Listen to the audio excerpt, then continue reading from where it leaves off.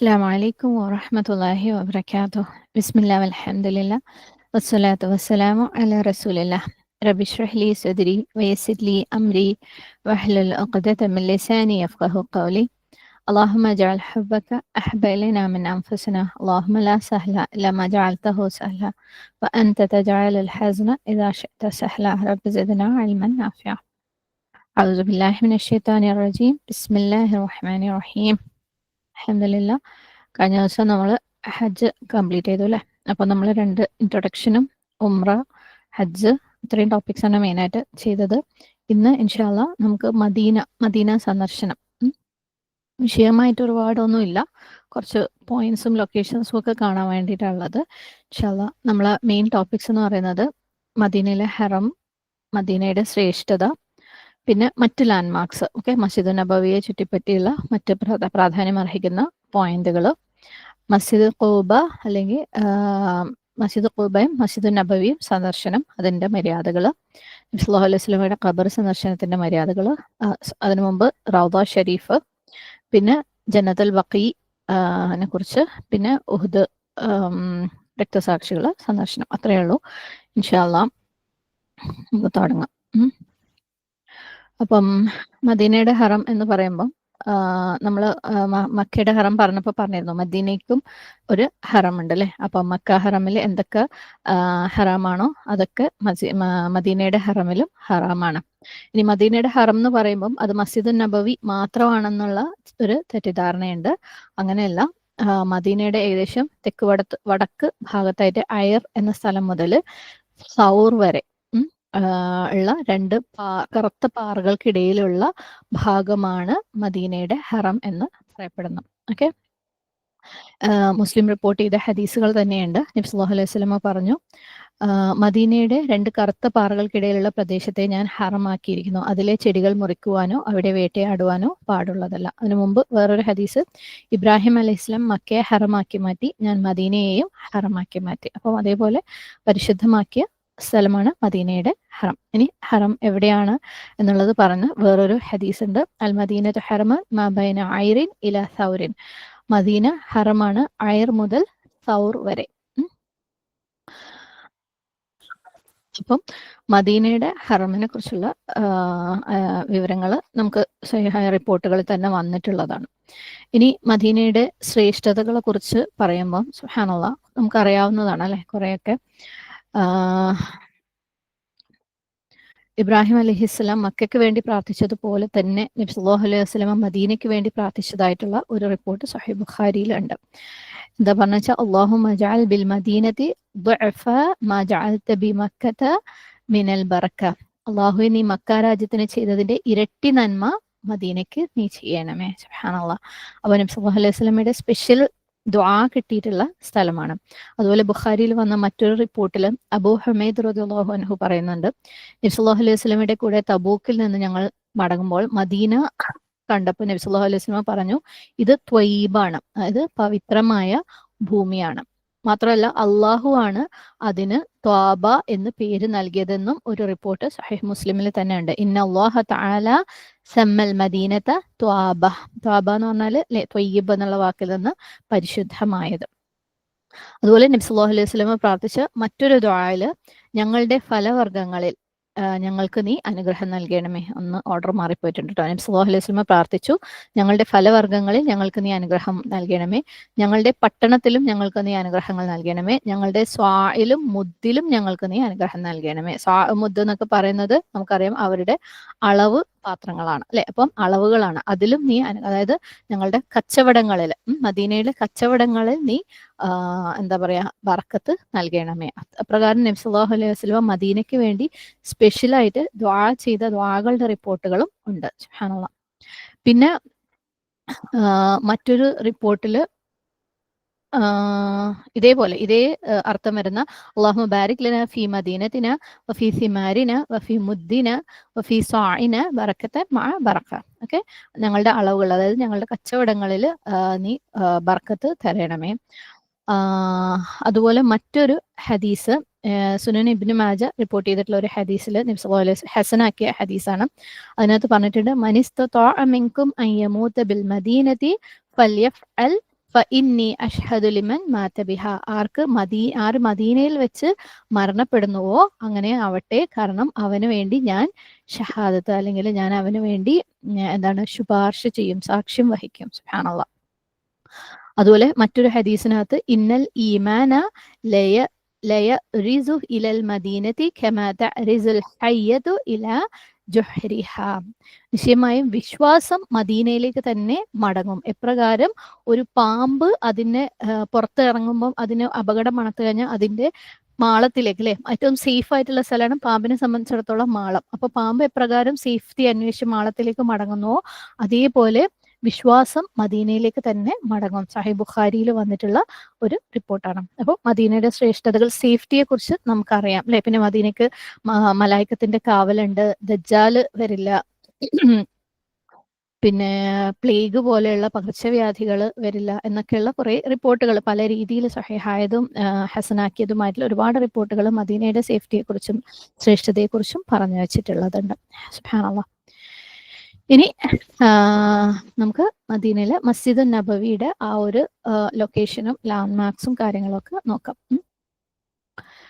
അപ്പം ഈ ഒരു പിക്ചറിൽ നിങ്ങൾ കാണുന്നുണ്ടാവും, ഇതൊരു വലിയ ഏരിയ ഉള്ള പിക്ചറാണ്. ഇതിനകത്ത്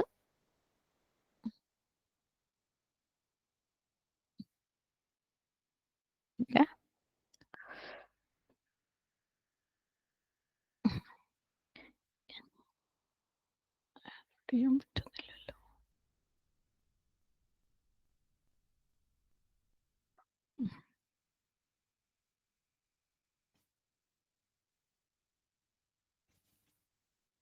ഈ ഒരു ഏരിയ ഓക്കെ മസ്ജിദ് നബവിയുടെ ഏരിയ ആയിട്ട് കാണാം. ഓക്കെ, നമുക്ക് കൂടുതൽ മാർക്കിംഗ് കാണാം ഈ ഒരു മാപ്പില്.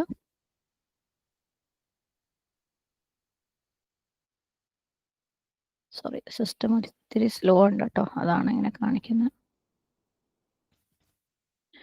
ഇവിടെ നിങ്ങൾക്ക് നബി സല്ലല്ലാഹു അലൈഹി വസല്ലമയുടെ മസ്ജിദ്, പ്രോഫറ്റിക് മസ്ജിദ് എന്ന് പറഞ്ഞിട്ട് നടുവിൽ കാണുന്നുണ്ടല്ലോ, അല്ലെ.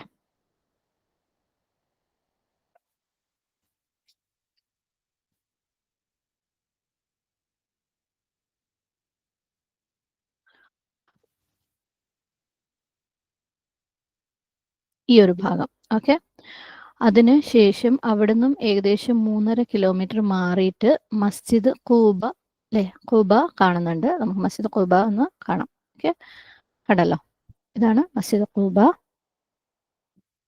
ഇനി അടുത്തത് അതിന് തൊട്ടടുത്ത്, അതിന്റെ തൊട്ട് മുമ്പ് മസ്ജിദുൽ ജുമുഅ. ഓക്കെ, ഈ ഒരു ഭാഗം മസ്ജിദുൽ ജുമുഅ. ഓക്കെ, ചിലപ്പോൾ നിങ്ങൾ പോകുന്ന വഴിക്ക് നിങ്ങളുടെ ഗ്രൂപ്പൊക്കെ അമീർമാരൊക്കെ കാണിച്ചു തന്നേക്കാം. ഇനി അതല്ലെങ്കിൽ നിങ്ങൾക്ക് പോകുന്ന വഴിക്ക് കാണാവുന്ന സ്ഥലങ്ങളാണിത്. ഓക്കെ, കാരണം മസ്ജിദ് നബവിയുടെ 3.5 കിലോമീറ്ററിനുള്ളിലാണ്. മസ്ജിദ് ഖുബ എന്തായാലും പോവും. ഇത് മസ്ജിദ് ജുമുഅ. ഇനി അടുത്തത് മസ്ജിദ് ഖിബ്ലത്തൈൻ, ഈ ഒരു ഭാഗത്ത്.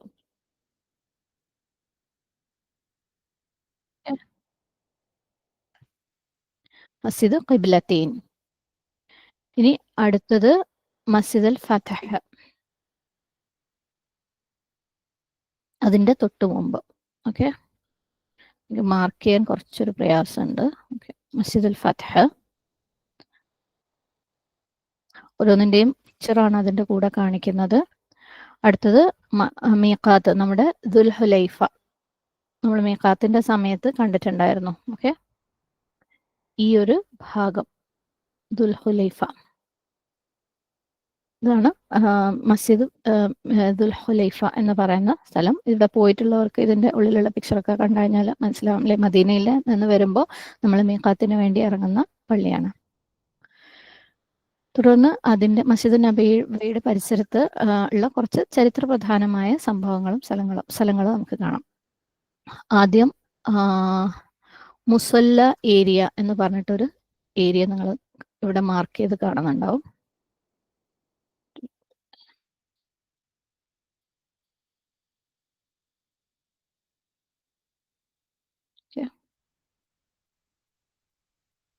ഈ ഒരു മാർക്കിങ് റെഡ് കളറിൽ മാർക്ക് ചെയ്തിട്ടുള്ളത്. ഇത് ഈ മുസല്ല ഏരിയ എന്ന് പറഞ്ഞു കഴിഞ്ഞാൽ നബി സല്ലല്ലാഹു അലൈഹി വസല്ലമയും അദ്ദേഹത്തിന് ശേഷമുള്ള ഖുലഫാ റാഷിദീങ്ങൾ അബൂബക്കർ, ഉമർ, അലി റളിയല്ലാഹു അൻഹു ഒക്കെ ഈദ് നമസ്കരിച്ചിരുന്നതും സലാത്തുൽ ഇസ്തിസ്ഖ മഴയ്ക്ക് വേണ്ടിയിട്ടുള്ള, അതായത് ഒരു കോമൺ ഗ്രൗണ്ടിൽ നമസ്കരിച്ചിരുന്ന സ്ഥലമാണ് ഈ മുസല്ല ഏരിയ. ഈ സ്ഥലത്ത് പിന്നീട് ചെറിയ ചെറിയ പള്ളികൾ ഓരോരുത്തരുടെ പേരിൽ അബൂബക്കർ റളിയല്ലാഹു അൻഹുവിന്റെ, ഉമർ റളിയല്ലാഹു അൻഹുവിന്റെ, അലി റളിയല്ലാഹു അൻഹുവിന്റെ ഒക്കെ പേരിൽ പള്ളികൾ ഉണ്ടാക്കിയിട്ടുണ്ട്. ഓക്കെ, ആ പള്ളികളൊക്കെ നമുക്ക് ജസ്റ്റ് ഒന്ന് കാണാം ഇൻഷാ അല്ലാഹ്. അപ്പം ആദ്യം തന്നെ അതിനു മുമ്പ് മസ്ജിദുൽ ഗമാമ എന്ന് പറഞ്ഞിട്ടുള്ള ഒരു പള്ളി ഇവിടെ കാണാം. ഓക്കെ, മസ്ജിദുൽ ഗമാമയുടെ പിക്ചർ കാണാം. ഈ മസ്ജിദുൽ ഗമാമയുടെ പ്രത്യേകത എന്താണെന്ന് വെച്ചാൽ നബി സല്ലല്ലാഹു അലൈഹി വസല്ലമ മഴയ്ക്ക് വേണ്ടിയിട്ട് ഈദ് നമസ്കാരം അല്ലെങ്കിൽ ഇസ്തിസ്ഖാ നമസ്കാരം നമസ്കരിച്ചിരുന്ന സ്ഥലമാണ്.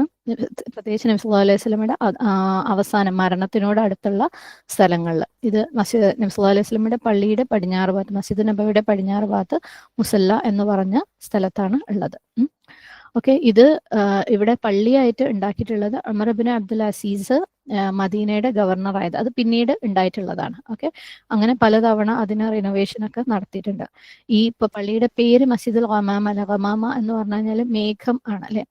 അപ്പം നമുക്കറിയാം നബി സല്ലല്ലാഹു അലൈഹി വസല്ലമ മഴയ്ക്ക് വേണ്ടിയിട്ട് ഇസ്തിസ്ഖാ ദുആ ചെയ്ത സമയത്ത് മേഘം വന്ന് നബി സല്ലല്ലാഹു അലൈഹി വസല്ലമയ്ക്ക് ഷെയ്ഡ് കൊടുത്ത ഒരു സംഭവ കഥ നമ്മൾ കേട്ടിട്ടുണ്ടാവും അല്ലെ, സംഭവം കേട്ടിട്ടുണ്ടാവും. അപ്പം ആ ഒരു സംഭവം നടന്നിട്ടുള്ള സ്ഥലമാണ് മസ്ജിദുൽ ഗമാമ എന്ന് പറയുന്നത്.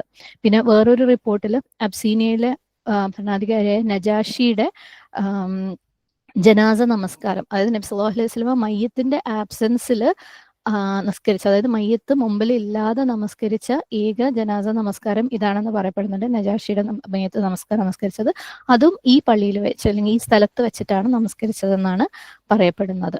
ഓക്കെ, അപ്പം അബൂ ഹുറൈറ റളിയല്ലാഹു അൻഹു ന്റെ ഒരു റിപ്പോർട്ട് പ്രകാരം നബി സല്ലല്ലാഹു അലൈഹി വസല്ലമ യാത്രയൊക്കെ കഴിഞ്ഞ് വരുമ്പം ഇവിടെ ഇറങ്ങി നമസ്കരിക്കുകയും ദുആ ചെയ്യുകയും ചെയ്തതായിട്ട് റിപ്പോർട്ടുകളുണ്ട്. ഇനി തുടർന്ന് നമുക്ക് മസ്ജിദ് അബൂബക്കർ റളിയല്ലാഹു അൻഹുവിന്റെ മസ്ജിദ്. ഓക്കെ, ഈ ഒരു ലൊക്കേഷനിൽ മസ്ജിദ് അബൂബക്കർ. അടുത്തത് മസ്ജിദ് ഉമർ റളിയല്ലാഹു അൻഹു, അത് ഇവിടെയായിട്ട്.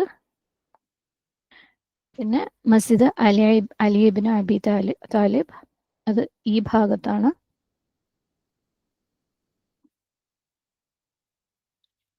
സിസ്റ്റം മൊത്തം ഇത്തിരി സ്ലോ ആണ് കേട്ടോ. അടുത്തത് മസ്ജിദ് ഇജാബ, ഇതാണ് ലൊക്കേഷൻ. പിക്ചർ ഇതാണ്. ഇനി മസ്ജിദുൽ ഇജാബയുടെ പ്രത്യേകത എന്താന്ന് വെച്ചാൽ, ഇജാബ എന്ന് പറഞ്ഞു കഴിഞ്ഞാൽ നമുക്കറിയാലേ മറുപടി കിട്ടുക അല്ലെങ്കിൽ റെസ്പോണ്ട് ചെയ്യുക, ഒരു ചോദ്യത്തിന് ഉത്തരം കൊടുക്കുന്നതിനാണ് ഇജാബ എന്ന് പറയുന്നത്. ഈ പള്ളിക്ക് മസ്ജിദ് ബനു മുആവിയ എന്നും പേരുണ്ട്. നബി സല്ലല്ലാഹു അലൈഹി വസല്ലമ 3 ഫേവറുകൾ, 3 കാര്യങ്ങൾ ഈ ഉമ്മത്തിന് വേണ്ടി അള്ളാഹു സുബ്ഹാനഹു വ തആലയുടെ അടുത്ത് ചോദിച്ച സ്ഥലമാണിതെന്നാണ് പറയപ്പെടുന്നത്. അതിനകത്ത് 2 കൊടുത്തു, ഒന്ന് അള്ളാഹു നൽകിയില്ല. ഇത് സഹീഹ് മുസ്ലിം റിപ്പോർട്ട് ചെയ്ത സഅദ് ഇബ്നു അബീ വഖാസ് റളിയല്ലാഹു അൻഹുവിൽ നിന്ന് നരേറ്റ് ചെയ്ത ഒരു ഹദീസ് ഉണ്ട്. ഒരിക്കൽ നബി സല്ലല്ലാഹു അലൈഹി വസല്ലമ ആലിയ എന്ന് പറഞ്ഞ സ്ഥലത്ത് നിന്ന് തിരിച്ചു വരുമ്പോൾ മസ്ജിദ് ബനു മുആവിയ വഴി പാസ് ചെയ്യുകയുണ്ടായി. അപ്പോൾ നബി സല്ലല്ലാഹു അലൈഹി വസല്ലമ അവിടെ കയറി 2 റക്അത്ത് നിസ്കരിക്കുകയും അതിനുശേഷം ഒരു കുറേ നീളത്തിൽ ഒരു ദുആ ചെയ്യുകയും ചെയ്തു. എന്നിട്ട് തിരിച്ചു വന്ന് ഞങ്ങളുടെ അടുത്ത് പറഞ്ഞു, ഞാൻ എൻ്റെ റബ്ബിൽ നിന്ന് 3 കാര്യങ്ങൾ ആവശ്യപ്പെട്ടു, അതിനകത്ത് 2 എനിക്ക് തന്നു, 1 പക്ഷേ തടഞ്ഞു വെച്ചു. അപ്പം ആദ്യം ഞാൻ ചോദിച്ചത് എൻ്റെ ഉമ്മത്തിനെ ക്ഷാമം മൂലം നശിപ്പിക്കരുത്. ഓക്കെ, അല്ലാഹു സുബ്ഹാനഹു വ തആല അത് എനിക്ക് നൽകി. രണ്ടാമത്തത് എൻ്റെ ഉമ്മത്തിനെ ഡ്രൗണിങ്, അതായത് മുങ്ങിച്ചാവുന്ന, അതായത് ഈ വെള്ളപ്പൊക്കം പോലെയുള്ള, അതുപോലെ വെള്ളം കൊണ്ട് നശിപ്പിക്കുന്ന രീതിയിൽ നീ നശിപ്പിക്കരുത്. അല്ലാഹു സുബ്ഹാനഹു വ തആല അതും എനിക്ക് നൽകി. മൂന്നാമത് ഞാൻ ചോദിച്ചു, എൻ്റെ ഉമ്മത്തിനിടയ്ക്ക് രക്തച്ചൊരിച്ചിൽ ഉണ്ടാവാൻ പാടില്ല. പക്ഷെ അല്ലാഹു സുബ്ഹാനഹു വ തആല അത് നൽകിയില്ല. സുബ്ഹാനല്ലാഹ്. അപ്പം അതാണ് മസ്ജിദ് ഇജാബയുടെ പ്രത്യേകത. ഇനി അടുത്തത് മസ്ജിദ് സജദ. ഓക്കെ, ഇതാണ് മസ്ജിദ് സജ്ദ.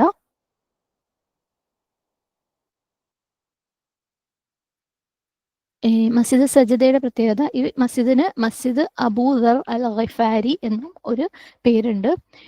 നബി സല്ലല്ലാഹു അലൈഹി വസല്ലമ ഒരിക്കൽ വളരെ ലോങ് ആയിട്ടുള്ള ഒരു സുജൂദ് ചെയ്തതായിട്ട് പറയപ്പെടുന്ന ഒരു സ്ഥലമാണ്. ആ സുജൂദ് എന്ന് പറയുന്നത് അള്ളാഹു സുബ്ഹാനഹു വ തആല ജിബ്രീൽ വഴി നബി സല്ലല്ലാഹു അലൈഹി വസല്ലമയ്ക്ക് അറിയിച്ചു കൊടുത്ത ഒരു അനുഗ്രഹത്തിന്റെ നന്ദി സൂചകമായിട്ട് ചെയ്ത സുജൂദാണ്. അപ്പം അബ്ദുറഹ്മാൻ ഇബ്നു ഔഫ് റളിയല്ലാഹു അൻഹു റിപ്പോർട്ട് ചെയ്തു, ഒരിക്കൽ നബി സല്ലല്ലാഹു അലൈഹി വസല്ലമ ബൈത്തുൽ മാലിന്റെ തോട്ടത്തിൽ വന്നിട്ട് നമസ്കരിച്ചു. അപ്പം നമസ്കരിച്ചിട്ട് കുറേ നേരം സുജൂദ് ചെയ്തു. അപ്പം കഴിഞ്ഞപ്പോൾ അദ്ദേഹം ചോദിച്ചു, നബിയെ, അള്ളാഹുവിന്റെ റസൂലെ, താങ്കൾ കുറേ നേരം സുജൂദ് ചെയ്തല്ലോ, ഞങ്ങൾ പേടിച്ചു പോയി, എന്താണ് താങ്കളുടെ റൂഹ് അള്ളാഹു സുബ്ഹാനഹു വ തആല തിരിച്ചു വിളിച്ചോന്ന്. നബി സല്ലല്ലാഹു അലൈഹി വസല്ലം പറഞ്ഞു, ജിബ്രീൽ ഒരു മെസ്സേജുമായിട്ട് അള്ളാഹുവിന്റെ എൻ്റെ അടുത്തേക്ക് വന്നു. എന്തായിരുന്നു ജിബ്രീലിന്റെ മെസ്സേജ് എന്ന് വെച്ചാൽ, നിന്റെ മേൽ, അതായത് നബി സല്ലല്ലാഹു അലൈഹി വസല്ലമയുടെ മേൽ സലാമും അയക്കുന്നവർക്ക് ഞാൻ എൻ്റെ കാരുണ്യവും അനുഗ്രഹവും, അല്ലെ, റഹ്മത്തും ബറക്കത്തും നൽകും എന്ന് പറഞ്ഞു. നബി സല്ലല്ലാഹു അലൈഹി വസല്ലമയുടെ മേൽ സലാത്തും സലാമും അയക്കുന്നവർക്ക് അള്ളാഹു സുബ്ഹാനഹു വ തആല അള്ളാഹുവിന്റെ കാരുണ്യവും ബറക്കത്തും നൽകും എന്ന് പറഞ്ഞു. ആ ഒരു വാർത്തയുടെ, സന്തോഷ വാർത്തയുടെ നന്ദി സൂചകമായിട്ടാണ് ഞാൻ ഈ സുജൂദ് ചെയ്തത്. സുബ്ഹാനല്ലാഹ്. അപ്പം അത് ചെയ്ത സ്ഥലമാണ് ഈ മസ്ജിദ് സജ്ദ എന്ന് പറയുന്നത്. ഇനി അടുത്തത് ഈ ഒരു ലൊക്കേഷൻ, സഖീഫത്ത് ബനി സായിദ. ഇതിന്റെ ഒരു പ്രത്യേകത എന്താന്ന് വെച്ചാൽ, നബി സല്ലല്ലാഹു അലൈഹി വസല്ലമയുടെ മരണശേഷം പുതിയ ഖലീഫയെ തീരുമാനിക്കാൻ വേണ്ടിയിട്ട് കൂടിയ സ്ഥലമാണ്. അൻസാറുകൾ ആദ്യം അവിടെ കൂടി, അവര് ആര് നബി സല്ലല്ലാഹു അലൈഹി വസല്ലമയ്ക്ക് അതായത് അവർ തീരുമാനിച്ച അൻസാറുകളായിരിക്കണം, കാരണം അവരാണല്ലോ ഇസ്ലാമിനെ സംരക്ഷിക്കാൻ വേണ്ടി നബി സല്ലല്ലാഹു അലൈഹി വസല്ലമയ്ക്ക് ഒരു ഭവനം കൊടുത്തതും ഒക്കെ, അല്ലെ.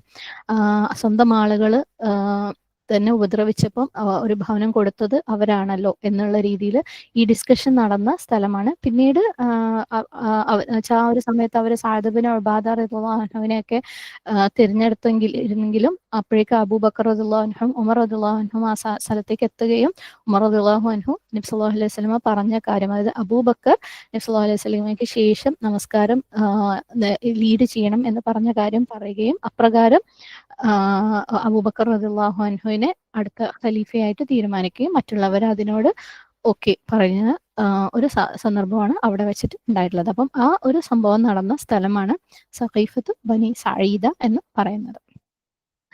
ഇനി അടുത്തത് മദീനയിലെ മസ്ജിദ് സന്ദർശനങ്ങൾ. മദീനയിൽ ആക്ച്വലി 2 മസ്ജിദുകളാണ്. ഞാൻ നേരത്തെ പറഞ്ഞതുപോലെ നമസ്കാരത്തിന്റെ ഉദ്ദേശത്തോടു കൂടി സന്ദർശിക്കേണ്ടത് മസ്ജിദ് ഖുബയും മദീനയിലെ മസ്ജിദുൻ നബവിയും, അല്ലെ.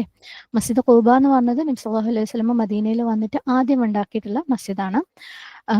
ബാക്കിയുള്ള മസ്ജിദുകളും ബാക്കിയുള്ള സ്ഥലങ്ങളും സന്ദർശിക്കുന്നത് അതിന്റെ ഹിസ്റ്റോറിക്കൽ വാല്യൂ, അല്ലെ, അവിടെ നടന്നിട്ടുള്ള സംഭവങ്ങൾ കൊണ്ട്, അല്ലെ, നമുക്ക് പ്രത്യേകിച്ച് സീറയൊക്കെ പഠിച്ചു കഴിയുമ്പോൾ നമുക്കൊരു അറ്റാച്ച്മെന്റ് ഉണ്ടാവും ഈ സ്ഥലങ്ങളുടെ അടുത്തൊക്കെ. അപ്പം അതിനു വേണ്ടിയായിരിക്കണം മറ്റുള്ള സ്ഥലങ്ങളും മറ്റുള്ള പള്ളികളും നമ്മൾ സന്ദർശിക്കേണ്ടത്. ഇനി ഹജ്ജിനോ ഉംറക്കോ വരുമ്പം മസ്ജിദുൻ നബവിയും അല്ലെങ്കിൽ നബി സല്ലല്ലാഹു അലൈഹി വസല്ലമയുടെ ഖബറും സന്ദർശിച്ചാലേ അത് കംപ്ലീറ്റ് ആവൂ എന്നൊരു കണ്ടീഷൻ ഇല്ല. പക്ഷേ സുബ്ഹാനല്ലാഹ്, നബി സല്ലല്ലാഹു അലൈഹി വസല്ലമയുടെ പള്ളിയും ഖബറും സന്ദർശിക്കുന്നത് എന്താണ്, റെക്കമെൻഡഡ് ആയിട്ടുള്ള ഒരു കാര്യം തന്നെയാണ്. അപ്പൊ ആരും അത് മിസ്സാക്കിയിട്ട് ആരും വരാറില്ല. പക്ഷെ ഇൻ കേസ് അത് നടന്നിട്ടില്ല എന്നുണ്ടെങ്കിൽ ഒരിക്കലും ഉംറയുടെയും ഹജ്ജിന്റെയും വാജിബാത്തുകൾ, അല്ലെങ്കിൽ അത് ചെയ്താലേ, അവിടെ സന്ദർശിച്ചാലേ ഉംറയും ഹജ്ജും കംപ്ലീറ്റ് ആവുള്ളൂ എന്നുള്ള ഒരു ചിന്ത വേണ്ട. പിന്നെ നമുക്കറിയാം നബി സല്ലല്ലാഹു അലൈഹി വസല്ലമയുടെ ഖബർ സന്ദർശിക്കുന്നതിനെ പറ്റി ഒരുപാട് ഫാബ്രിക്കേറ്റഡ് ആയിട്ടുള്ള ഹദീസുകളുണ്ട്. അപ്പം അങ്ങനെയുള്ള കാര്യങ്ങളൊക്കെ നിങ്ങൾ കേൾക്കുമ്പോൾ, ആരെങ്കിലും നിങ്ങളുടെ അടുത്ത് പറയുമ്പോൾ അവരുടെ അടുത്ത് അതിന്റെ ആധികാരികതയും റെഫറൻസും ഒക്കെ ചോദിക്കുക. അതേപടി വിഴുങ്ങണ്ട.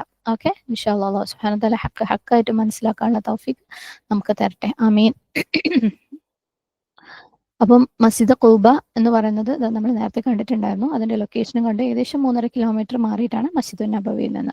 അപ്പോൾ നബി സല്ലല്ലാഹു അലൈഹി വസല്ലമ മദീനയിൽ എത്തിയ ശേഷം ആദ്യം സ്ഥാപിച്ച മസ്ജിദാണ്. നബി സല്ലല്ലാഹു അലൈഹി വസല്ലമ ശനിയാഴ്ച രാവിലെ മസ്ജിദ് ഖുബയിൽ പോവുകയും അവിടുന്ന് 2 റക്അത്ത് നമസ്കരിക്കുകയും ചെയ്യാറുള്ളതായിട്ട് റിപ്പോർട്ടുകളുണ്ട്.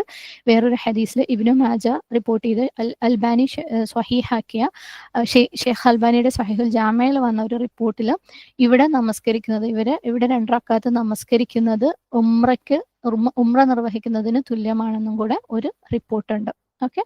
അപ്പം ഇവിടെ സന്ദർശിക്കലും ഇവിടുന്ന് 2 റക്അത്ത് നമസ്കരിക്കലും സുന്നത്തുകളിൽ പെട്ടതാണ്. ഇനി മസ്ജിദുൻ നബവിയിലേക്ക് പോകുമ്പോൾ നമുക്കറിയാം അല്ലേ, സ്വലാത്തുൻ ഫി മസ്ജിദി ഹാദാ ഖൈറും മിൻ അൽഫി സ്വലാത്തിൻ ഫീമാ സിവാഹു ഇല്ലൽ മസ്ജിദിൽ ഹറാം. എൻ്റെ ഈ പള്ളിയിൽ, അതായത് മസ്ജിദുൻ നബവിയിൽ വെച്ചുള്ള നമസ്കാരം മറ്റു പള്ളികളിൽ വെച്ചുള്ള നമസ്കാരത്തേക്കാൾ 1000 മടങ്ങ് ശ്രേഷ്ഠകരമാണ്. മസ്ജിദുൽ ഹറാം ഒഴികെ അല്ലേ. മസ്ജിദുൽ ഹറാം നമ്മൾ പറഞ്ഞിരുന്നു മറ്റുള്ളവർക്ക് നമസ്കരിക്കുന്നതിനേക്കാളും 1,00,000 മടങ്ങ് ശ്രേഷ്ഠകരമാണ്.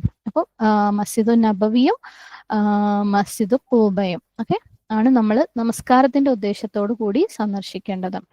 പിന്നെ മസ്ജിദുൻ നബവി നമുക്കറിയാം അതിന്റെ ഒറിജിനൽ വലിപ്പത്തിൽ നിന്ന് ഒരുപാട് എക്സ്പാൻഡ് ചെയ്ത് വന്നിട്ടുണ്ട്. അപ്പം ഈ എക്സ്പാൻഷൻ ഏരിയയിലും നമസ്കരിക്കുന്നതിന് ഇതേ പ്രതിഫലം തന്നെ ഉണ്ട്. കാരണം ചിലപ്പോൾ നമുക്ക് സംശയം വന്നേക്കാം, ചിലപ്പോൾ മസ്ജിദ് നബവിയിൽ ഈവൻ പുറത്തു പോലും അതുപോലെ എക്സ്പാൻഡ് ചെയ്തിട്ടുള്ള അതിന്റെ ഒറിജിനൽ പരിധിയിൽ നിന്ന് അപ്പുറത്തേക്കൊക്കെ ആളുകൾ നമസ്കരിക്കാണ്ട് അതിന് പ്രതിഫലം ഉണ്ടാവില്ലേന്ന്. പക്ഷെ ആ എക്സ്പാൻഷൻ ഏരിയയും കൂടെ പ്രതിഫലം ഉള്ളത് തന്നെയാണെന്നാണ് അഭിപ്രായം പണ്ഡിതന്മാരുടെ.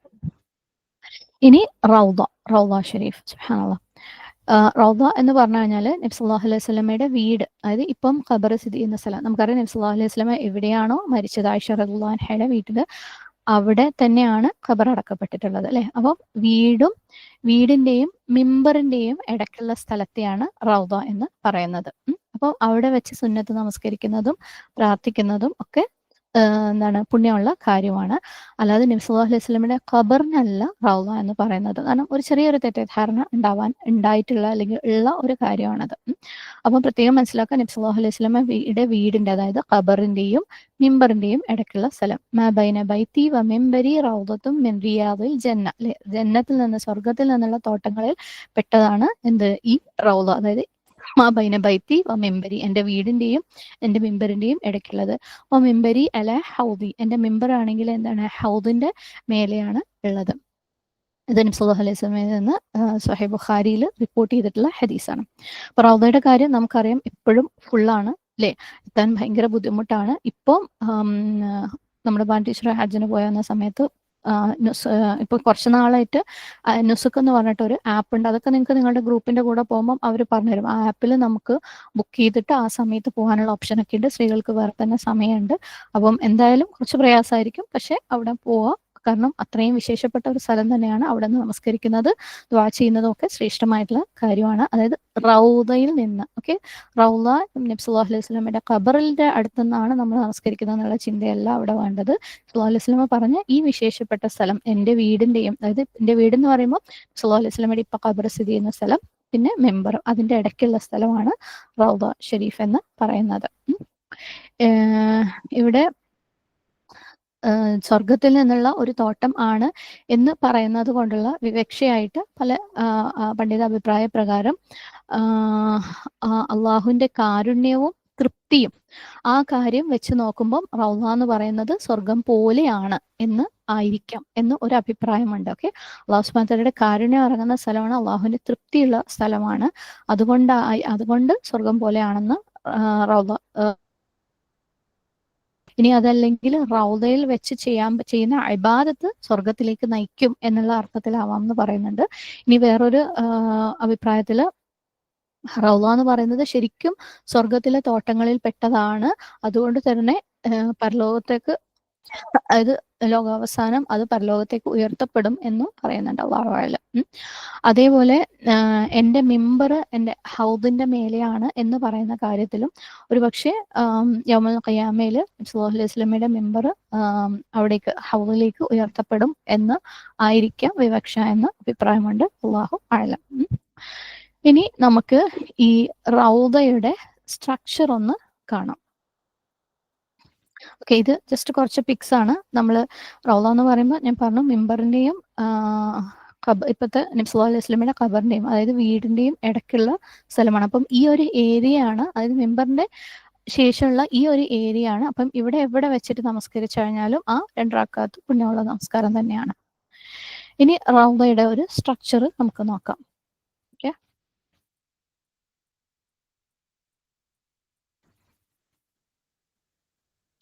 ഇവിടെ ജസ്റ്റ് ഈ മാർക്ക് ചെയ്ത പോയിന്റ്സ് എന്താന്ന് പറഞ്ഞിട്ട് പോവാം ആദ്യം, എന്നിട്ട് അതിന്റെ പിക്ചേഴ്സ് കാര്യങ്ങളൊക്കെ കാണിച്ചു തരാം.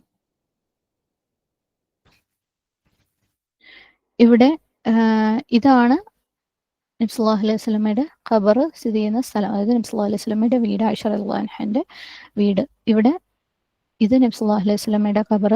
അതിനടുത്ത് അബൂബക്കർ റളിയല്ലാഹു അൻഹുവിന്റെ ഖബർ. അതിനടുത്ത് ഉമർ റളിയല്ലാഹു അൻഹുവിന്റെ ഖബർ. ഓക്കെ, ഇത് മസ്ജിദ് നബവിന്റെ ഒരു ലേ ഔട്ടാണ്. ഇങ്ങോട്ടാണ് ഖിബ്ല. അപ്പോൾ നമസ്കരിക്കുമ്പം ഒരിക്കലും ഖബറിന് നേരെ ആയി പോവരുത് നമസ്കാരം.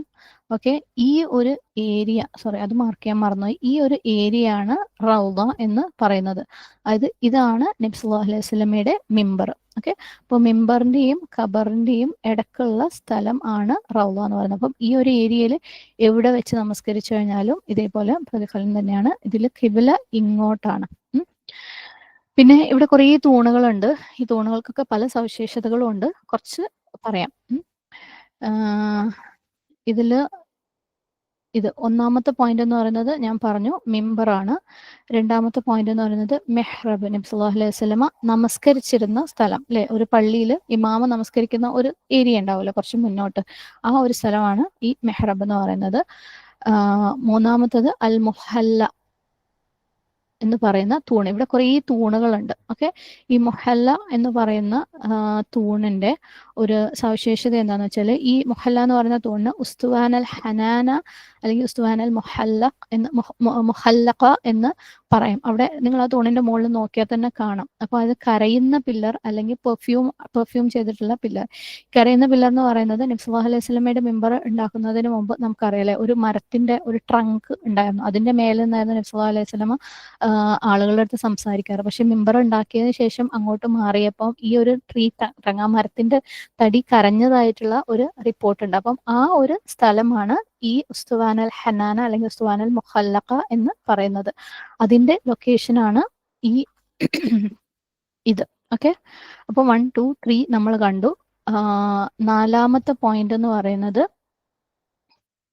ഉസ്തുവാനൽ ആയിഷ റളിയല്ലാഹു അൻഹയുടെ പേരിലുള്ള പില്ലറാണിത്.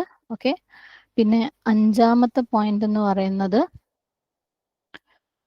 ഉസ്വാനൽ തൗബയുടെ തൂൺ. അപ്പം ഇതിന്റെ ഒന്നും പിന്നിലുള്ള സ്റ്റോറിയിലേക്ക് ഞാൻ പോണില്ല, കാരണം ഇവിടെ കുറേ തൂണുകളുണ്ട് വേറെയും. അതൊക്കെ ഓരോന്നിനും ഓരോ ഇമ്പോർട്ടൻസ് ഉണ്ട്, അതിലേക്ക് പോണില്ല. കുറച്ച് പെട്ടെന്ന് പറഞ്ഞു പോവാണ്.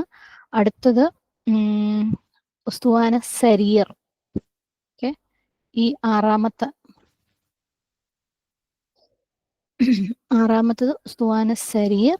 പിന്നെ ഏഴാമത്തത് ഉസ്വാനൽ ഹറസ്. ഇതെന്താന്ന് ഞാൻ പറയാം. അതുപോലെ എട്ടാമത്തത് ഉസ്വാനൽ വുഹൂദ്. ഓക്കെ, 6, 7, 8 ഇതൊക്കെ എന്താന്ന് പറയാം. ഇതിൽ ഉസ്വാനൽ ഹറസ്, അതായത് നമ്മൾ ഏഴാമത്തെ പോയിന്റ് പറഞ്ഞത്. ഓക്കെ, ഏഴാമത്തെ തൂണ് പറഞ്ഞത് എന്താന്ന് വെച്ചാൽ, നബി സല്ലല്ലാഹു അലൈഹി വസല്ലമ മസ്ജിദ് നബവിയിലേക്ക് അദ്ദേഹത്തിന്റെ വീട്ടിൽ നിന്ന്, ആയിഷ റളിയല്ലാഹു അൻഹയുടെ റൂമിൽ നിന്ന് പ്രവേശിക്കുന്ന ഭാഗമാണ്. മാത്രമല്ല, എന്തെങ്കിലും അറ്റാക്കുകൾ, പുറത്തു നിന്നുള്ള എന്തെങ്കിലും പ്രശ്നങ്ങൾ, അറ്റാക്കുകളൊക്കെ വരുമ്പം പ്രത്യേകിച്ച് അലി റളിയല്ലാഹു അൻഹു അല്ലെങ്കിൽ മറ്റു സഹാബാക്കൾ നബി സല്ലല്ലാഹു അലൈഹി വസല്ലമയ്ക്ക് ഗാർഡായിട്ട് നിൽക്കുന്ന, സംരക്ഷണത്തിന് വേണ്ടി, അവിടെ സേഫ്റ്റിക്ക് വേണ്ടി നിൽക്കുന്ന ഒരു തൂണാണ്. അതുകൊണ്ടാണ് അതിന് ഉസ്തുവാനൽ ഹറസ്, അതായത് ഗാർഡിന്റെ തൂണ്, അതല്ലെങ്കിൽ ഉസ്തുവാനൽ അലി ഇബ്നു അബി ത്വാലിബ്, അലി റളിയല്ലാഹു അൻഹുവിന്റെ തൂണെന്ന് പറഞ്ഞ് അറിയപ്പെടുന്നത്. ഓക്കെ, പിന്നെ ഈ എട്ടാമത്തെ തൂണ് അൽ വുഫൂദ് എന്ന് പറയുന്ന തൂൺ എന്ന് പറഞ്ഞാൽ, വുഫൂദ് എന്ന് പറഞ്ഞു കഴിഞ്ഞാൽ ഡെലിഗേറ്റ്സ്, അതായത് നബി സല്ലല്ലാഹു അലൈഹി വസല്ലമയുടെ അടുത്ത് സംസാരിക്കാൻ വേണ്ടിയിട്ട്, ദീനിന്റെ പേരിൽ മറ്റു കാര്യങ്ങളൊക്കെ സംസാരിക്കാൻ വേണ്ടി പുറത്തു നിന്ന് പല രാജ്യങ്ങളിൽ നിന്ന് ആളുകൾ വരുമ്പം അവിടെ നിന്ന് ഇവിടെ ഇരുന്നിട്ടാണ് സംസാരിക്കാറുണ്ടായിരുന്നത്. ആ ഒരു പോയിന്റാണ് ഉസ്വാനൽ വുഫൂദ് എന്ന് പറയുന്നത്. പിന്നെ ഉസ്വാന സരീർ, അതായത് ആറാമത്തെ പോയിന്റ് എന്ന് പറയുന്നത് നബി സല്ലല്ലാഹു അലൈഹി വസല്ലമയുടെ ബെഡിന്റെ, കിടക്കയുടെ സ്ഥലം, അതായത് ഇഅ്തികാഫിന്റെ സമയത്ത് നബി സല്ലല്ലാഹു അലൈഹി വസല്ലമ കിടന്നിരുന്ന ഒരു ലൊക്കേഷൻ ആണെന്നാണ് പറയപ്പെടുന്നത്. ഓക്കെ, അപ്പം ഇത്രയാണ് അതിന്റെ പോയിന്റ്സ് എന്ന് പറയുന്നത്. ഇനി ഓരോന്നും നോക്കാം നമുക്ക്. ഇവിടെ നമ്പർ 1 നബി സല്ലല്ലാഹു അലൈഹി വസല്ലമയുടെ മിമ്പർ. ഓക്കെ, നബി സല്ലല്ലാഹു അലൈഹി വസല്ലമ ആളുകളടുത്ത് സംസാരിച്ചിരുന്ന സ്ഥലം. ഇതാണ് നമ്മുടെ റൗദയുടെ സ്റ്റാർട്ടിംഗ് പോയിന്റ്. ഇവിടുന്നും ഇങ്ങോട്ടാണ് റൗദ വരുന്നത്. ഓക്കെ, ഇനി അടുത്തത് മെഹ്റബ്, നബി സല്ലല്ലാഹു അലൈഹി വസല്ലമ നമസ്കരിച്ചിരുന്ന സ്ഥലം. ഓക്കെ, ഇമാമായിട്ട് നിന്നിരുന്ന സ്ഥലം. അടുത്തത് ആയിഷ റളിയല്ലാഹു അൻഹയുടെ പേരിലുള്ള തൂണ.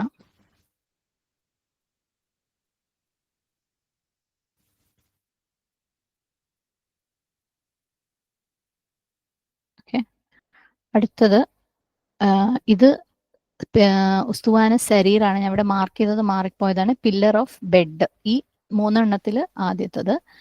രണ്ടാമത്തത് ഉസ്തുവാന അൽ ഹറസ്. രണ്ടാമത്തത് അതായത് ഗാർഡിന്റെ തൂണ്. ഞാൻ പറഞ്ഞല്ലോ, അലി റളിയല്ലാഹു അൻഹു നബി സല്ലല്ലാഹു അലൈഹി വസല്ലമയ്ക്ക് സേഫ്റ്റിക്ക് വേണ്ടിയിട്ട് നിന്നിരുന്ന തൂണാണ്. അടുത്തത് ഉസ്വാന വുഫൂദ്. ഡെലിഗേറ്റ്സ് വരുമ്പോൾ നബി സല്ലല്ലാഹു അലൈഹി വസല്ലമ സംസാരിക്കാൻ വേണ്ടിയിട്ട് ഇരുന്നിരുന്ന സ്ഥലം. ഓക്കെ, ഇനി ഈ ഒരു സ്ഥലം കാണാം. റേസ്ഡ് പ്ലാറ്റ്ഫോം, ഒരു ഉയർത്തിയ പ്ലാറ്റ്ഫോം പോലെ കെട്ടിയിട്ടുള്ളത്. ഇത് ബാബ് ജിബ്രീലിന്റെയും ബാബ് നിസാന്റെയും ഇടയ്ക്കാണ്. ഇനി റേസ്ഡ് പ്ലാറ്റ്ഫോമിനെ കുറിച്ച് പറയുകയാണെങ്കിൽ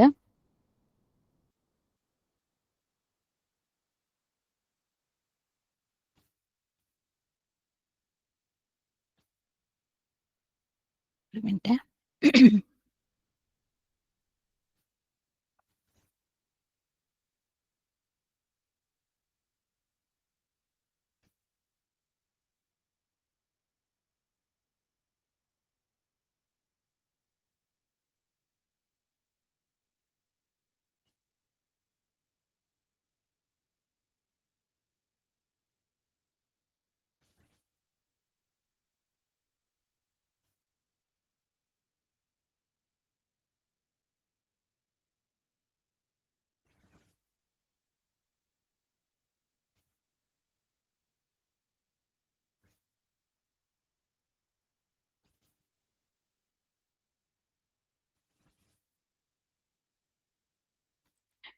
ഈ റേസ്ഡ് പ്ലാറ്റ്ഫോം എന്ന് പറയുന്നത് തുർക്കികൾ, അതായത് ഈ പള്ളിയുടെ ഓണേഴ്സ്, ഓക്കെ, പള്ളി നടത്തിപ്പുകാർ ആരാണോ അവർക്ക് വേണ്ടിയിട്ട് ഉണ്ടാക്കിയിട്ടുള്ള ഒരു സ്ഥലമാണ്.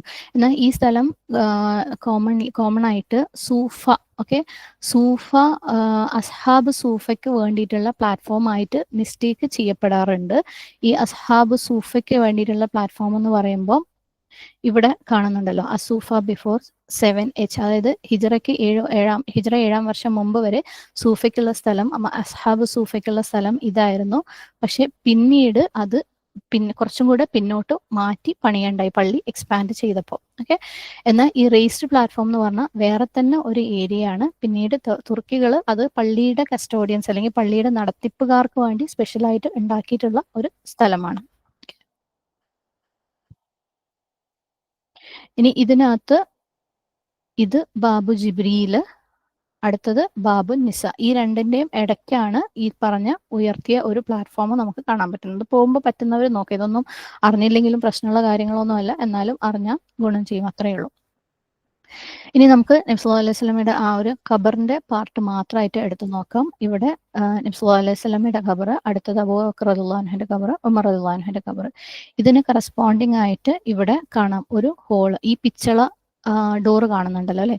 ഇവിടെ ഫസ്റ്റ് വലിയ ഒരു ഹോള് കാണുന്നത് നബി സല്ലല്ലാഹു അലൈഹി വസല്ലമയുടെ, അടുത്തത് അബൂബക്കർ റളിയല്ലാഹു അൻഹുവിന്റെ, അടുത്തത് ഉമർ റളിയല്ലാഹു അൻഹുവിന്റെ. ഇനി ഈ ഒരു ഹോൾ എന്ന് പറയുന്നത് നബി സല്ലല്ലാഹു അലൈഹി വസല്ലമയുടെ ഫേസ് വെച്ചിരിക്കുന്നതിന് നേരെയാണ്. അടുത്തത് അതേപോലെ അബൂബക്കർ റളിയല്ലാഹു അൻഹുവിന്റെ ഫേസ്, അടുത്തത് ഉമർ റളിയല്ലാഹു അൻഹുവിന്റെ ഫേസ് അവരുടെ ഖബറുകളിൽ വെച്ചിരിക്കുന്നതിന് നേരെയാണ്. അതുകൊണ്ട് തന്നെ നമുക്ക് സലാം പറയാൻ വേണ്ടിയിട്ട് ഈ ഒരു പോയിന്റുകൾ നമുക്ക് കറക്റ്റ് ആയിരിക്കും. ഓക്കെ, ഇനി അടുത്ത് മഖ്സൂറ ഷെരീഫ എന്ന് പറഞ്ഞിട്ട് ഒരു ലൊക്കേഷൻ കാണാം.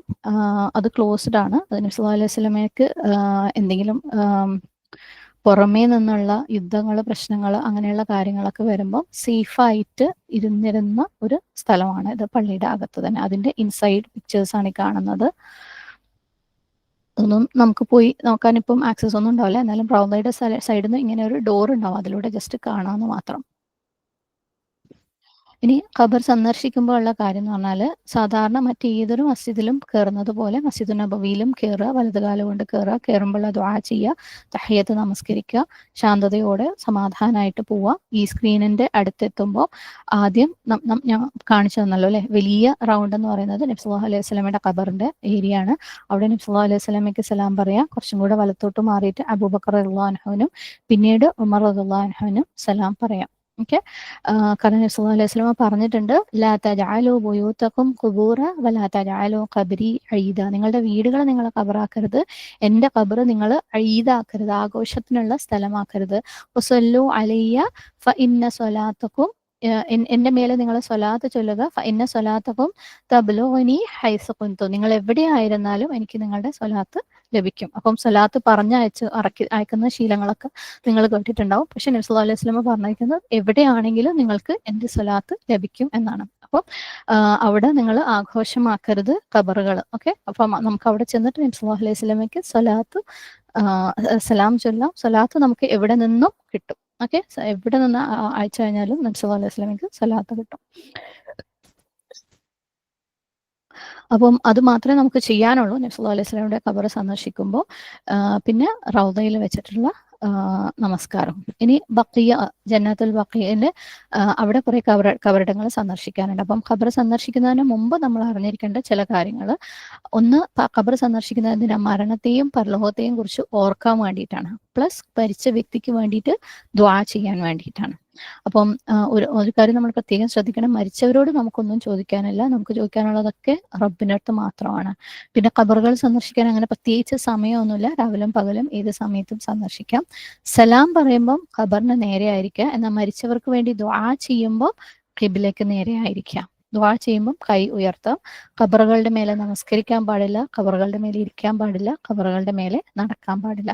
കൂടുതൽ ഖബർ ആരാധനയുമായിട്ട് ബന്ധപ്പെട്ടിട്ടുള്ള തെളിവുകളും കാര്യങ്ങളും ഒക്കെ ഇൻഷാ അല്ലാഹ് നമ്മുടെ അഖീദ ക്ലാസ്സിൽ ഇനി 2 മൊഡ്യൂളാണ് ബാക്കിയുള്ളത്. അതിനകത്ത് ഒരു മൊഡ്യൂൾ നമ്മൾ വിശദമായിട്ട് ഡിസ്കസ് ചെയ്യുന്നുണ്ട്. ഓക്കെ, ഖബർ ആരാധനയുമായിട്ടുള്ള എല്ലാ കാര്യങ്ങളും ഇൻക്ലൂഡിങ് നബി സല്ലല്ലാഹു അലൈഹി വസല്ലമയുടെ ഖബറിന്റെ മര്യാദകളും കാര്യങ്ങളും അതിന്റെ റീസണും ഒക്കെ നമ്മൾ അവിടെ ഡിസ്കസ് ചെയ്യുന്നുണ്ട്. ഓക്കെ, ഇൻഷാ അല്ലാഹ്. ഇനി ഞാൻ പറഞ്ഞു ഖബറുകൾ സന്ദർശിക്കാൻ വേണ്ടിയിട്ട് റെക്കമെൻഡ് ചെയ്തിട്ടുണ്ട് അല്ലേ. ഖബറുകൾ സന്ദർശിക്കുക, അത് മരണത്തെ ഓർമ്മിപ്പിക്കും. അതിന് വേണ്ടിയിട്ട് ഖബർ സന്ദർശിക്കാം. എന്നാൽ സ്ത്രീകൾ ഖബർ സന്ദർശിക്കുന്നതിന് എതിരെ പറയുന്നവരുണ്ട്. എന്നാൽ പോലും ഖബർ സന്ദർശിക്കൽ മരണത്തെ ഓർമ്മിപ്പിക്കാൻ വേണ്ടിയിട്ട് സുന്നത്ത് തന്നെയാണ്. അത് സ്വീകാര്യമായിട്ടുള്ള ഒരു കാര്യമാണ്. പണ്ഡിതന്മാർ അഭിപ്രായമുള്ളവർ ഉണ്ട്. ഇനി ഖബറുകൾ സന്ദർശിക്കുമ്പോൾ നമ്മൾ ചൊല്ലാൻ വേണ്ടിയിട്ട് പഠിപ്പിച്ച ഒരു ദുആ ഉണ്ട് അല്ലേ. അസ്സലാമു അലൈക്കും അഹ്ല ദിയാരി മിനൽ മുഅ്മിനീന വൽ മുസ്ലിമീന വ ഇന്ന ഇൻഷാ അല്ലാഹു ലാഹിഖൂന അസ്അലുല്ലാഹ ലനാ വലക്കും അൽ ആഫിയ. മുഅ്മിനുകളിൽ നിന്നും മുസ്ലിമുകളിൽ നിന്നും ഈ ഭവനങ്ങളിലുള്ളവരെ നിങ്ങളുടെ മേൽ അള്ളാഹുവിൽ നിന്ന് സമാധാനം പെയ്തിറങ്ങുമാറാകട്ടെ. ഇൻഷാ അല്ലാഹ് നിശ്ചയം ഞങ്ങളും നിങ്ങളിലേക്ക് വന്നു ചേരുന്നവരാകുന്നു. നമുക്കും നിങ്ങൾക്കും സൗഖ്യത്തിനായി ഞാൻ അള്ളാഹുവോട് തേടുന്നു. ഈ ഒരു ദുആ നമുക്ക് നാട്ടിലും ഖബറുകളുടെ മുന്നിൽ കൂടെ പോകുമ്പോൾ ദുആ ചെയ്യാവുന്ന ഒരു ദുആ തന്നെയാണ്. ഇത് തന്നെ നമുക്ക് അവിടെ ചെന്നിട്ടും ചെയ്യാനുള്ളൂ. അല്ലാതെ വേറെ പ്രത്യേകിച്ചൊന്നും ഖബർ സന്ദർശനത്തിന്റെ ഭാഗമായിട്ട് നമുക്ക് ചെയ്യാനില്ല. ഇനി മസ്ജിദുൻ നബവിയും ജന്നത്തുൽ ബഖിയും അതിന്റെ ആ ഒരു ലൊക്കേഷനാണ് ഇവിടെ കാണുന്നത്. ഓക്കെ, ഇനി ഒന്ന് മാർക്ക് ചെയ്തത് കാണാം.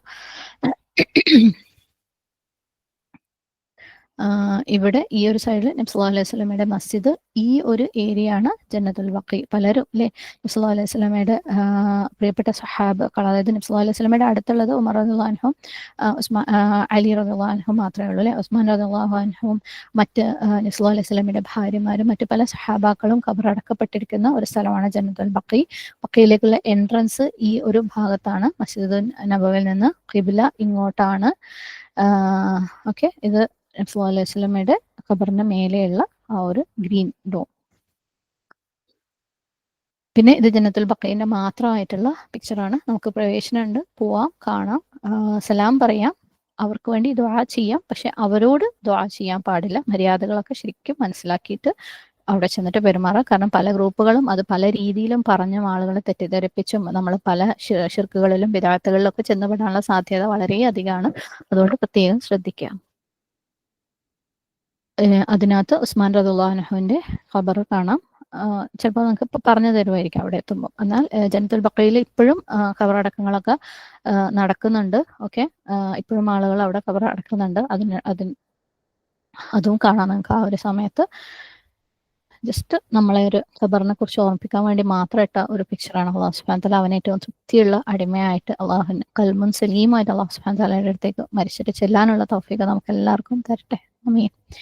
പിന്നെ വരുന്ന ഒരു കാര്യം ഉഹുദിലെ രക്തസാക്ഷികളെ സന്ദർശിക്കുക എന്നുള്ളത്. കാരണം ഉഹുദ് യുദ്ധം നടന്ന സ്ഥലവും അവരുടെ ഖബറുകളും, കാരണം അവരൊക്കെ അവിടെ തന്നെ അടക്കപ്പെട്ടവരാണ് അല്ലേ. അപ്പം അത് കാണിക്കാൻ കൊണ്ടുപോകാറുണ്ട്. അവിടെയൊക്കെയും പോകുമ്പോൾ ഒന്ന് നമ്മൾ മനസ്സിലാക്കുക, നമ്മൾ പോണത് ഹിസ്റ്റോറിക്കൽ ഇമ്പോർട്ടൻസ്, അത് ചരിത്ര പ്രധാനമായ ഒരു സംഭവം ആയതുകൊണ്ടാണ് അവിടെ പോണത്. അല്ലാതെ വേറെ അവിടെ ചെന്നിട്ട് നിസ്കരിക്കാനോ അങ്ങനത്തെ യാതൊരു സുന്നത്തുകളും ഇല്ല. അവിടെ ഖബറടക്കപ്പെട്ടവരെ കാണുമ്പോൾ ഇതേപോലെ ഇതേ റോള് തന്നെയാണ്. ഖബർ സന്ദർശിക്കുമ്പോൾ മരണം ഓർക്കുക, പിന്നെ അവിടെ അടക്കിയവർക്ക് വേണ്ടി അള്ളാഹു സുബ്ഹാനഹു വ തആലയുടെ അടുത്ത് ദുആ ചെയ്യുക, സലാം പറയാം. അല്ലാതെ അവരോട് ദുആ ചെയ്യാനും വേറെ ഒരു തരത്തിലുള്ള ആഘോഷങ്ങളോ കാര്യങ്ങളോ ഒന്നും അവിടെ നമുക്ക് ചെയ്യാനില്ല. ഉഹുദിന്റെ സ്ഥലമൊക്കെ പറയുമ്പോൾ ഭയങ്കര ബിസി ആയിരിക്കും, കാരണം എപ്പോഴും വിസിറ്റേഴ്സ് വന്നും പോയി കൊണ്ടിരിക്കുന്ന സ്ഥലമാണ്. ഇത് ഫുൾ ഉഹുദിന്റെ അത് യുദ്ധവുമായിട്ട് ബന്ധപ്പെട്ട കാര്യങ്ങൾ അറിയുന്നവർക്ക് മനസ്സിലാവും. അതുകൊണ്ട് ഞാൻ ജസ്റ്റ് ഇവിടെ ഇട്ടുവെന്നേ ഉള്ളൂ. ഞാൻ പ്രസന്റേഷനിൽ അയക്കാം. നമ്മളിപ്പം സീറയുമായിട്ട് ഈ ഒരു കാര്യമൊന്നും ഡിസ്കസ് ചെയ്യാത്തത് കൊണ്ട് ഇപ്പോൾ പറഞ്ഞു കഴിഞ്ഞാൽ കുറേ പറയാനുണ്ടാവും. അതുകൊണ്ട് അതിനെക്കുറിച്ച് ഇപ്പോൾ പറയുന്നില്ല. ഇൻഷാ അല്ലാഹ് അല്ലാഹു സുബ്ഹാനഹു വ തആലയുടെ തൗഫീഖ് ഉണ്ടെങ്കിൽ എന്തെങ്കിലും നമ്മൾ സീറ ഇതേപോലെ വിശദമായിട്ട് ഡിസ്കസ് ചെയ്യുകയാണെങ്കിൽ നമുക്ക് ഈ കാര്യങ്ങളൊക്കെ മനസ്സിലാക്കാം. എല്ലാവരുടെ പ്രത്യേകം പറയാനുള്ളത് സീറ പഠിക്കാൻ വേണ്ടി ശ്രമിക്കുക. അതിനത്ര വലിയ ഇമ്പോർട്ടൻസ് കൊടുക്കാത്തവർ ഇപ്പോഴും ഉണ്ട്. പ്ലസ് സീറ പഠിക്കുമ്പോൾ ഒരിക്കലും അതൊരു കഥ പഠിക്കുന്നതായിട്ട് പഠിക്കരുത്. അതിനകത്ത് ഓരോ അനക്കത്തിലും സുബ്ഹാനല്ലാഹ് നമുക്ക് ലെസൺസ് ഉണ്ട്, ജീവിതത്തിൽ നമുക്ക് കൊണ്ടുവരാനുള്ള ഓരോ കാര്യങ്ങൾക്കും ഒരു ഹിക്മത്ത് ഉണ്ട്.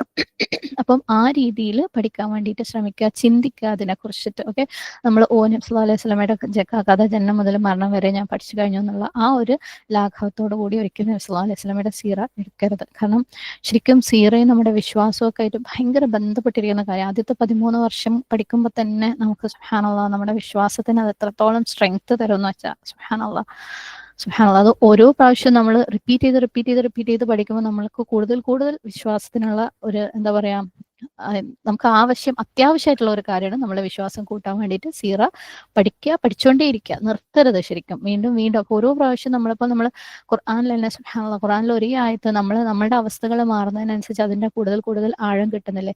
അതേപോലെ സീറയും നമ്മുടെ ജീവിതത്തിൽ നമുക്ക് വരുന്ന മാറ്റങ്ങൾക്കനുസരിച്ച് സീറ ഓരോ സ്റ്റേജിൽ പഠിക്കുമ്പോഴും നമുക്കൊക്കെ പുതിയ ലെസൺസ്, നമ്മുടെ ജീവിതത്തിന് വേണ്ട പല ടിപ്സും സൊല്യൂഷൻസും അതിൽ നിന്ന് കിട്ടും. കാരണം ഓരോ സ്റ്റേജിലും അല്ലാഹു സുബ്ഹാനഹു വ തആല ഇറക്കി കൊടുത്ത വഹീനനുസരിച്ച് ജിബ്രീൽ അലൈഹിസ്സലാം പറഞ്ഞു കൊടുത്തതിനനുസരിച്ചാണ് നബി സല്ലല്ലാഹു അലൈഹി വസല്ലമ നീങ്ങിയിട്ടുള്ളത്. ഓരോ പരീക്ഷണങ്ങൾ വരുമ്പോഴും എന്ത് സ്റ്റെപ്പ് എടുക്കണം, ഓരോ പ്രയാസങ്ങൾ ജീവിതത്തിൽ വരുമ്പോഴും അതിനെങ്ങനെ ഹാൻഡിൽ ചെയ്യണം എന്നൊക്കെ ഉള്ളത് എല്ലാ കാര്യങ്ങളും സീറയിലുണ്ട്. അപ്പം സീറേനെ ആ ഒരു ഭംഗിയോടുകൂടി പഠിക്കാൻ അവസരം കിട്ടുകയാണെങ്കിൽ എന്തായാലും പഠിക്കാം. ഓക്കെ, അപ്പം ഇത്രയാണ് അൽഹംദുലില്ലാഹ് മദീന. പിന്നെ ഇതിന് പുറമെ ചിലപ്പം വേറെ സ്പോർട്സ് ഒക്കെ സിയാറത്തിന് വേണ്ടി കൊണ്ടുപോകുമായിരിക്കും. ത്വായിഫ്, ബദർ, പിന്നെ നമ്മുടെ നബി സല്ലല്ലാഹു അലൈഹി വസല്ലമയ്ക്ക് വഹി കിട്ടിയ സ്ഥലങ്ങൾ, അങ്ങനെയുള്ള കുറേ പോയിന്റ്സ് ഒക്കെ ആയിട്ട് കാണിക്കുന്നവരുണ്ടാവാം. അത് ഓരോ ഗ്രൂപ്പിനനുസരിച്ചിരിക്കും. അവിടെ ഒന്നും പോയി കണ്ടെന്ന് വെച്ചിട്ട് കുഴപ്പമൊന്നുമില്ല. എല്ലാം ഈ പറഞ്ഞ പോലെ സീറയുമായിട്ട് ബന്ധപ്പെട്ട ചരിത്ര പ്രധാനമായിട്ടുള്ള സ്ഥലങ്ങളാണ്, സംഭവങ്ങളാണ്, ഒക്കെ കാണാം. പക്ഷെ എവിടെയും ഈ പറഞ്ഞ പോലെ ശിർക്ക് ബിദ്അത്തൊക്കെ വന്നു പോകുമ്പോൾ നിങ്ങൾ പ്രത്യേകം ശ്രദ്ധിക്കുക. ഖബർ സന്ദർശിക്കുമ്പോൾ പ്രത്യേകം ശ്രദ്ധിക്കുക, അതിന്റെ പിന്നിലുള്ള കാര്യങ്ങളൊക്കെ മനസ്സിലാക്കുക. പിന്നെ ഖബർ സന്ദർശിക്കുമ്പോൾ അവർക്ക് വേണ്ടി ദുആ ചെയ്യുക, അവരോട് ദുആ ചെയ്യരുത്. ഓക്കെ, ആ പോയിന്റ് പ്രത്യേകം ഓർത്ത് വെക്കുക. ഇൻഷാ അല്ലാഹ് അല്ലാഹു സുബ്ഹാനഹു വ തആല ഹഖിനെ ഹഖായിട്ടും ബാത്തിലായിട്ടും മനസ്സിലാക്കാനും ഉൾക്കൊള്ളാനും ജീവിതത്തിൽ പ്രാവർത്തികമാക്കാനും അത് മറ്റുള്ളവർക്ക് പറഞ്ഞു കൊടുക്കാനുള്ള തൗഫീഖ് നമുക്ക് എല്ലാവർക്കും തരട്ടെ. ആമീൻ. അല്ലാഹുമ്മ ഇന്നി അഊദു ബിക മിൻ ഇൽമിൻ ലാ യൻഫഉ വമിൻ ഖൽബിൻ ലാ യഖ്ശഉ വമിൻ നഫ്സിൻ ലാ തശ്ബഉ വമിൻ ദഅവത്തിൻ ലാ യുസ്തജാബു ലഹാ. اللهم أرنا الحق حقا وارزقنا اتباعه وأرنا الباطل باطلا وارزقنا اجتنابه. ربنا اغفر لنا ولوالدينا وللمؤمنين يوم يقوم الحساب. ربنا هب لنا من أزواجنا وذرياتنا قرة أعين واجعلنا للمتقين إماما. ربنا لا تزغ قلوبنا بعد إذ هديتنا وهب لنا من لدنك رحمة إنك أنت الوهاب. ربنا آتنا في الدنيا حسنة وفي الآخرة حسنة وقنا عذاب النار. ربنا تقبل منا إنك أنت السميع العليم وتب علينا إنك أنت التواب الرحيم. أقول قولي هذا أستغفر الله لي ولكم ولسائر المسلمين فاستغفره إنه هو الغفور الرحيم. وآخر دعوانا عن الحمد لله رب العالمين. السلام عليكم ورحمة الله وبركاته. الحمد لله.